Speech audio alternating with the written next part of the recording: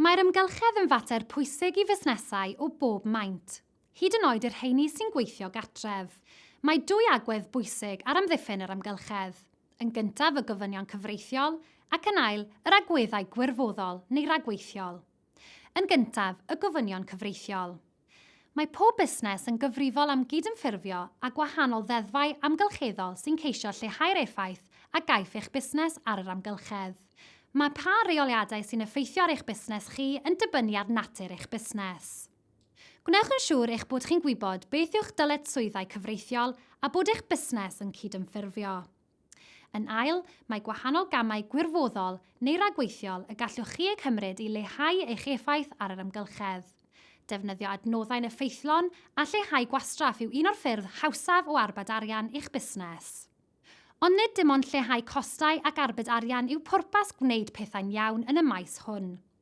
Bydd llawer o gwsmeriaid a chyflenwyr yn dewis gwneud busnes dim ond gyda'r cwmnïau hynny sy'n gallu dangos bod ganddyn nhw enw da am amddiffyn yr amgylchedd. Mae'n faes hefyd lle y gallwch chi greu delwedd gadarnhaol iawn i'ch cwmni a gwella'ch safle yn y farchnad gryn dipyn. Dyma ambell beth y gallech chi eu hystyried mwyn cychwyn arni yn y maes yma. Y man cychwyn yw cynnal asesiad risg amgylcheddol i weld pa effeithiau ar yr amgylchedd y mae angen ei rheoli. Mae angen i chi ystyried a allai eich gwaith chi effeithio ar iechyd pobl neu wneud niwed i'r amgylchedd. Mae asesu risg yn golygu ystyried pa mor debygol yw'r effeithiau niweidiol a pha ganlyniadau allai fod. Mae rheoli risg yn golygu nodi camau priodol ac ymarferol i sicrhau bod y risgau hynny'n rhai derbyniol a'i bod hi'n bosib ei rheoli.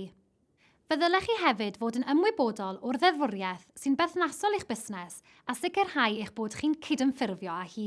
Penodwch rhywun yn eich busnes i fod yn gyfrifol am reolaeth amgylcheddol.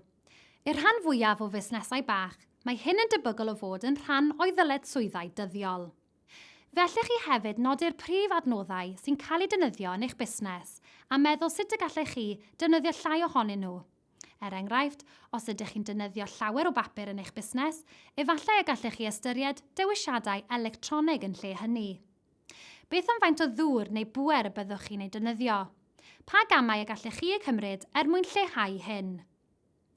Meddyliwch am ffyrdd o leihau eich gwastraff hefyd. Mae gwastraff i gyd yn costio arian. A allwch chi ddyleu neu leihau rhywfaint o'ch gwastraff. Mae rhagor o wybodaeth am bob agwedd ar amddiffyn yr amgylchedd ar wefan Busnes Cymru, neu gofynnwch eich cynghorydd busnes yn Busnes Cymru eich cyfeirio at y cyngor a'r cymorth perthnasol.